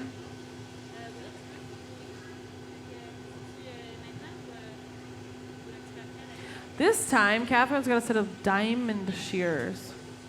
They cut in a diamond shape aperture, but they're also good for holding on to pipes with. So she grabs a hold of it, and they stick it right in the eye socket. And what makes these, oh, and then there's another set of shears to cool it, and a light tap, it pops right off. The crowd goes wild. Woo!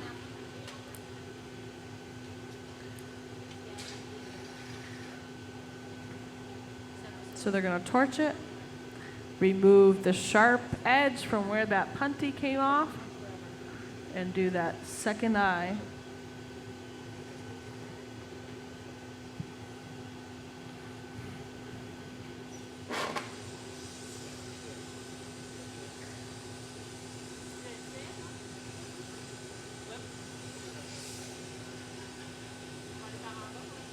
So they use that torch to, now they're going to use the tweezers. Sometimes the cut mark will leave sort of a weird look to the glass. And so instead of cutting it this time, they pulled it thin and now they're tapping it off. And so that won't leave a shear mark.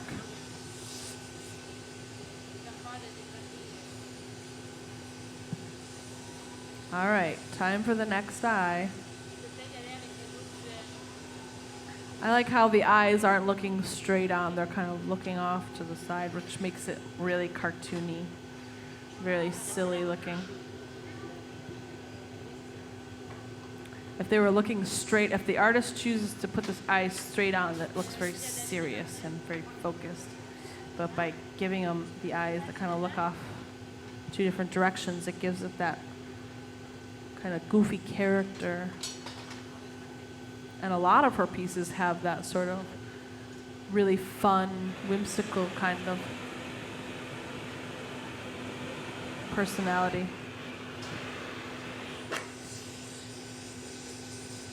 These are pieces you look at them and you just smile. They make you feel good. They make you feel happy.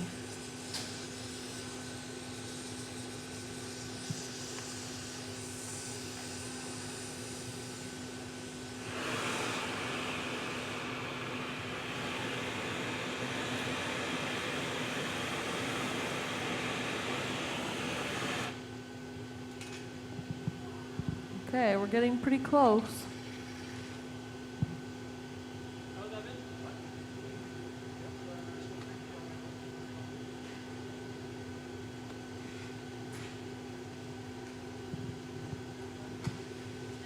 Few more heats, a little torch on the connection point.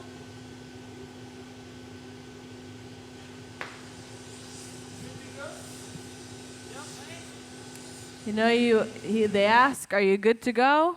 We got a yes and a way. We're ready to go.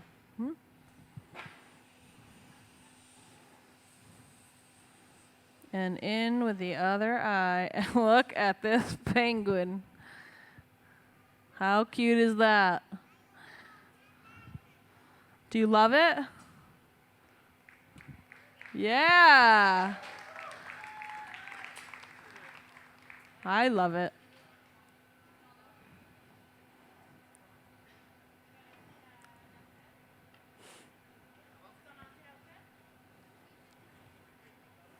All right, so now the crest. They'll torch the eye, make sure that the punty mark is nice and clean. And then they'll add the crest at the top.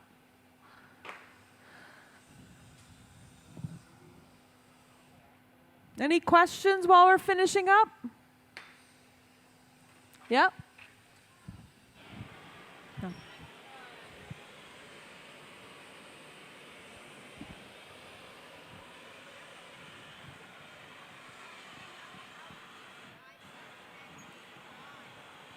How do they know how deep the eye socket has to be? Well, so there's a sketch up there on the board, and in the sketch it shows the eyes kind of popping out of the head. So if they wanted the eyes to be really kind of sunk back into the head, they'd make the eye sockets much bigger. That way the eye would go all the way in. But because they want those eyes popping right out of the head, they only made the eye socket very shallow. They also made the eyes earlier, so they kind of have a rough estimate of how big the eye is as well. Yep. So a lot of planning goes into making glass like this. It's not something that they just kind of wing. There's been a lot of talk, a lot of planning. All right, a couple coats of that corn yellow for the crest or the mohawk be the final touch, and then this glass penguin will go away to cool very slowly over a period of time. The largest piece of glass in the museum's collection, which is the 200-inch mirror lens, which is in the Innovations Gallery. And it's the big 200-inch disc that weighs about 20 tons. It was cast here in Corning for the telescope at Mount Palomar, the Hal telescope. And that piece of glass weighs 20 tons. Like I said, it's 200 inches.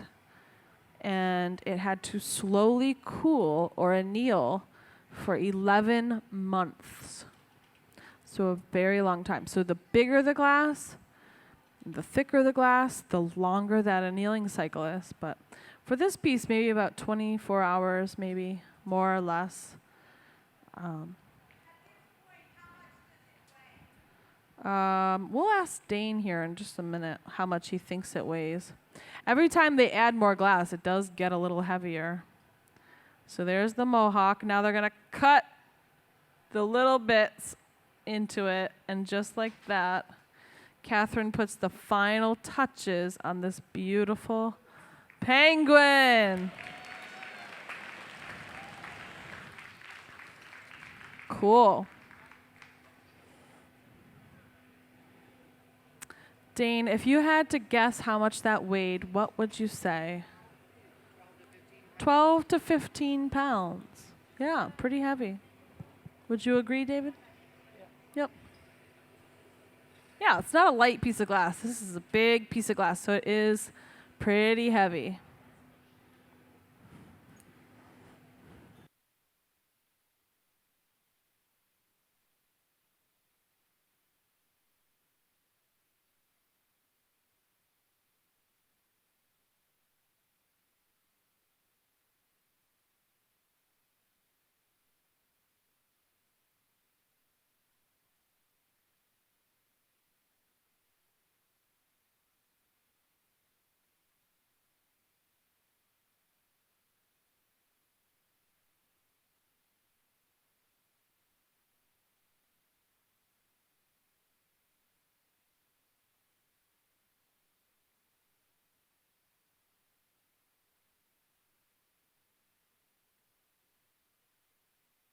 All right, a couple more.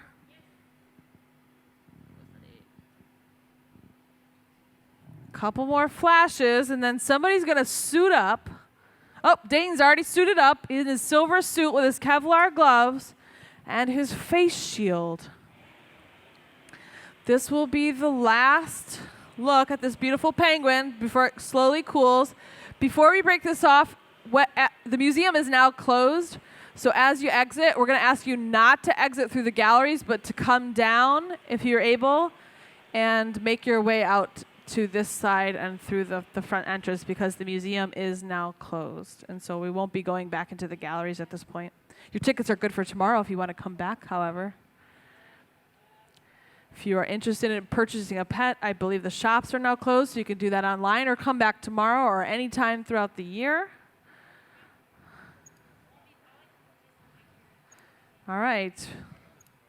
We'll add a few drops of cold water to that punty connection, and with a very light tap, this should pop right off.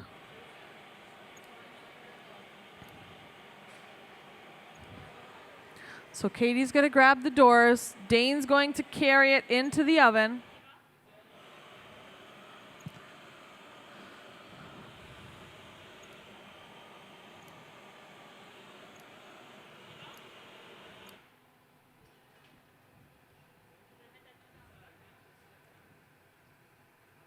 A few drops of cold water, a very light tap.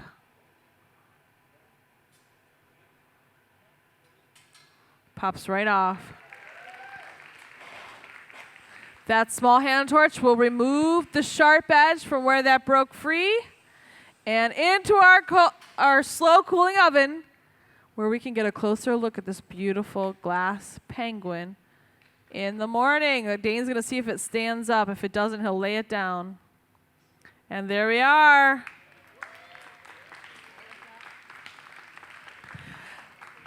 Catherine Labonté, everyone. Patrick Primo, David, the team here at Corning. All right, so Amanda's going to show Catherine the list of names, and this is going to be pressure, but I don't know if she's going to, maybe she will pick one tonight. Maybe it's just too much pressure. We'll have to wait and see. And like I said, the museum is closed, so if you are going to exit, you're going to want to make your way down the stairs if you can, and you're going to exit to this side of the amphitheater. It's a really hard decision.